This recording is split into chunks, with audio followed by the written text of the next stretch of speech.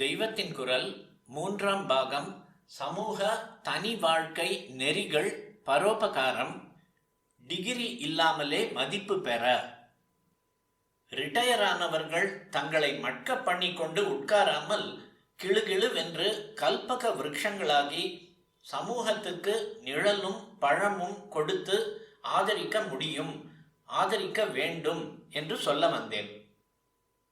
ஒரு retired engineer 2 பையன்களுக்கு ஓவர்சீயர் படிப்புக்கு சமமாக வீட்டிலேயே முடிந்தால் அன்னமும் போட்டு படிக்க கற்றுக் கொடுத்தால் அவர்கள் டிகிரி வாங்க வேண்டும் என்பது கூட இல்லை.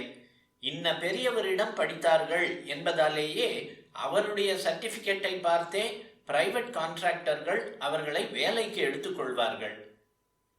என்ஜினியரிங் காலேஜில் தனக்கு இடம் கிடைக்கவில்லையே என்று ஃபார்வர்ட் கம்யூனிட்டி மாணவன் அழ இடம் இருக்காது.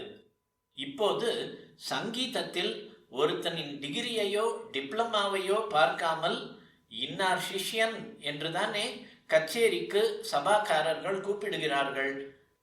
அப்படியே ஃபார்வர்ட் கம்யூனிட்டியை சேர்ந்த வாலிபர்கள் மற்ற துறைகளிலும் காலேஜ் படிப்பை எதிர்பார்க்காமல் இன்னாருடைய சிக்ஷையில் கற்றுக்கொண்டான் என்பதாலேயே பிரைவேட் ஃபேக்டரிகள், கம்பெனிகள் ஆகியவற்றில் உத்தியோகம் பெறக்கூடிய மகா உபகாரம் நன்மதிப்பு பெற்ற அனுபவஸ்தர்களான பென்ஷனர்கள் ஒன்று கூடி வித்யாதானம் செய்வதால் ஏற்படும். இப்போது சிஏ, அந்த டெக், இந்த டெக் என்று எத்தனை படிப்புகள் தனியார் ஸ்தாபனங்களால் நடத்தப்பட்ட போதிலும் யூனிவர்சிட்டி டிகிரிகளை விட உசத்தியாக சர்க்கார் உள்பட எல்லாராலும் நினைக்கப்படுகின்றன. அம்மாதிரி இதுவும் விருத்தியாக முடியும்.